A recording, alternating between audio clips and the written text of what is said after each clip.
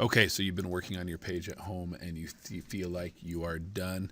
I've created this little checklist for you to kind of help you out so you can go through and make sure you've done everything that I would normally do before I submit your page. And there may not be time for these things for me to be able to do them anymore. So you are now going to have to do a lot of these things that I normally did. So here's the list right here. You will have a copy of this that you're going to take home. See, the first thing we're going to do is a spell check, Control-I. Just one thing to be aware of. If you do a Control-I and you have a text box selected like I do right here, it's only going to spell check that box. So what I always do is before I do a spell check is I zoom out and I just make sure I click somewhere outside here, outside the canvas. And then I do Control-I. And that's going to make sure it does everything. You can see it's even checking these things here at the bottom. I just always skip through all of these because these are always right because we didn't do anything to those.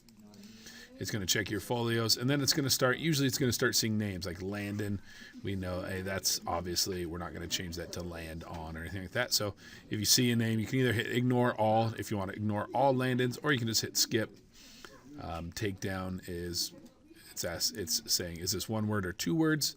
I think we looked it up, and in wrestling, it's one word because we did it over here as well. So I'm just going to skip that. If you see something you did want to change, you would just click on this right here and click change, and then just keep moving. But we're just going to skip it. And you see, so here's another Landon. So I think going forward, I'm going to do ignore all on all Landons, ignore all on all takedowns. And just keep going. And right here, it's saying it's competitive. So what that means is competitive is not spelled wrong, but in order to make this look good or to fit right, somebody had to, at the end of this line, rather than just keep typing, they hit enter. So InDesign thinks this is a new line of text, so it thinks this word should be capitalized, which is why it's suggesting that you capitalize it. Notice it's not spelled wrong. You do need to look, though, to make sure it's not just suggesting that you capitalize it, that maybe it's spelled wrong as well. So again, we're just going to skip this because this is not the beginning of a new sentence. This is just something that we just pressed enter to get it to go to a new line. So I'll skip that one. And anyways, you're going to go through and spell check the entire page. Here, right here, this is just the start of a caption. This font is always bolded, so we usually don't capitalize it. So again, InDesign is saying, hey, you didn't capitalize this even though it's the start of a sentence, and it's fine. It's an all bold or all uppercase font, so we can just skip that as well. So just kind of cruise through here, make sure you're looking at everything and make sure everything's good. And then when you're done, it will eventually look like this. Once it goes back to saying start again, you'll just hit done. And so there you go. You've done your spell check. Next thing is we do need to check all names. And one of the things you should have taken home with you is this all students in their 6th period file. All the names are in here. So pull this up and go through. I know it's tedious, but we have to do this. We have to. This is so important. Go through and check every name, even if you're like, well, I'm pretty sure that's how she spells it. I don't need to check it. Check it. Check every name every time. Next up is to go in and look at all your photos. Make sure that you have the right photos. I know sometimes people just put in a filler photo on a page just so they have something there that looks good. And then another thing that I see a lot is that people will not zoom in on their photos enough. Like, look at this one right here. There's nothing really out here that needs to be part of the photo, so there's no reason why we couldn't double click on this one. Hold down Shift and Alt and resize this one, make it a little bit bigger.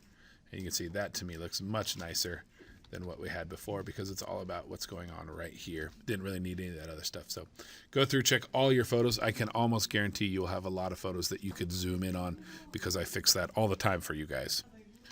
Next up is to check your folios. I have gotten pages turned in where these things down here are set to the default, meaning they just say, put something down here. So remember to check these. You do just come up here to the pages link on the side. If you can't find that, you could just go to Window and choose Pages. But come up here, double click on the master pages, which are these right here. Just a little double click there. And that brings us in here and allows us to edit these folios and do what we need to do to them. And then when you're done, you can double click back on this part to go back to this part of the page. Next thing I'm going to check is to make sure the spacing between all my photos is 1 pica and that the spacing between all mods is 8 picas and the caption spacing is 1 pica. So we're just going to go through and look at spacing. What I'm looking for here is the space between two photos next to each other. Is it 1 box width apart? Also, is the text always 1 box away from the photo. And, you know, as long as it's close, I'm happy. Get it really close, obviously. But so we'll just kind of scroll in and zoom around and check all of my photos. Make sure things aren't out of alignment, like maybe something like that. That would be something we would want to fix. So we're going to check our spacing and our alignment on our text and on our caption. So one thing I want to point out is look at this caption right here. See how this is all really close together? Look at the difference between this caption and this one over here. See how there's a slight gap between the captions on this one over here? What happens is sometimes these captions, the spacing gets jacked up. That's what this is right here. So if you select the whole thing and then come in and press auto, see how that kind of fixed that for me and got all those back to looking normal? So that's what you're looking for there, is there a little bit of a gap between these two? And then, of course, there's the dreaded too big of a gap between two lines of text that has been happening a lot. And you can see we have that big gap right here at the end of this caption. And the way to fix that is to just come in, double click on it to select the text, put the cursor at the end of that line, press enter, and then press delete on your keyboard, and that should fix it. It doesn't always. If it doesn't, just leave it. Oh, look, here's another one right here. So I'll click right here, press enter, then press delete.